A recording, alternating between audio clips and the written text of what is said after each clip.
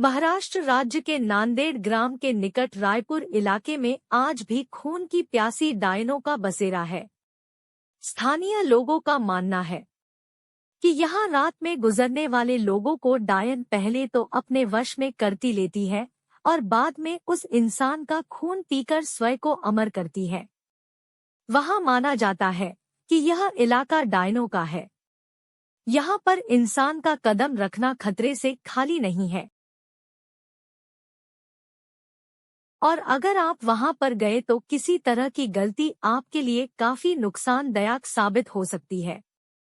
अगर आपको यह यकीन ना हो रहा हो तो आप यहाँ पर किसी भी पेड़ों में कील गाड़ कर खुद ही देख लीजिए, लेकिन आप लोगों का मौत से सामना जरूर हो जाएगा। आप लोगों को भले ही यह अंधविश्वास या अंधश्रद्धा लग रहा हो तो इस भूतिया गांव का यही दस्तूर है। इस भूतिया गांव को अभिशप्त माना जाता है। यहाँ पर एक दो नहीं बल्कि सारे इलाकों में डायनों का बसेरा जमा हुआ है। नांदेड़ के निकट इस छोटे से गांव में डायनों की अब पूरा राज्य बसा हुआ है। यहाँ पर ऐसा माना जाता है कि पहले यहाँ एक डायन रहा करती थी, लेकिन डायन ने गांव की कुछ लड़कियों की आत्मा को अपने वश में करके उनको अपने साथ लगाई। आज वही लड़कियां इन डायनों के साथ मिलकर खुद को अमर रखने की कोशिश करती है। यह गांव की वही जगह है जहां वास्तविकता में यहाँ के पुरुषों को रात में निकलने पर प्रतिबंध है। कब किस कौन सी जगह पर डायन उन्हें अपने वश में कर ले कोई नहीं जानता है।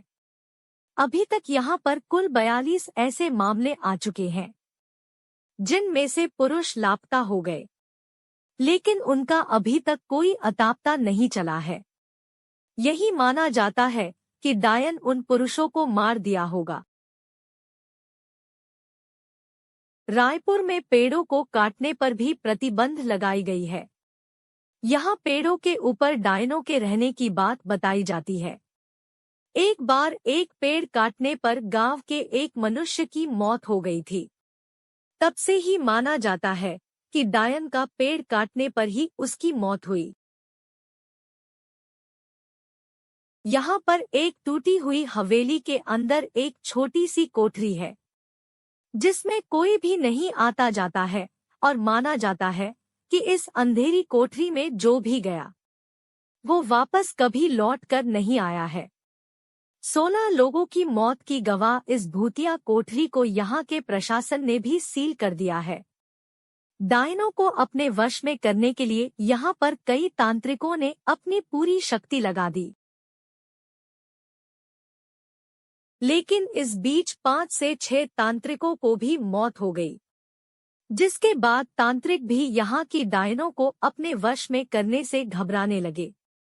कहा जाता है कि गांव में हर अमावस्या और पूर्णिमा की रात को कोई बाहर नहीं निकल। हालांकि यह काफी पुरानी बात है। अब लोग अपने घरों को अच्छे से बंद करके घरों में रहते हैं। गांव के कुछ लोगों ने यह अनुभव किया है कि अक्सर रास्ते में चलते वक्त उन्हें अजीबोगरीब आवाजें सुनाई देती है, लेकिन पीछे मुड़ने पर कोई नहीं होता। गांव के रंजीत नाम के व्यक्ति ने तो अपनी बाइक पर एक डायन को लिफ्ट तक दी थी।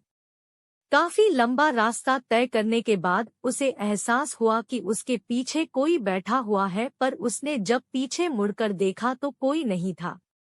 रायपुर के लोगों का मानना है कि यहाँ कई साल पहले एक खूबसूरत महिला के साथ गांव के कुछ लोगों ने बलात्कार किया था। उसे बंदी बनाकर रख लिया और बाद में उस महिला की बेरहमी से हत्या कर दी। इसके बाद वही डायन बनकर यहाँ अपना बदला पूरा करती है।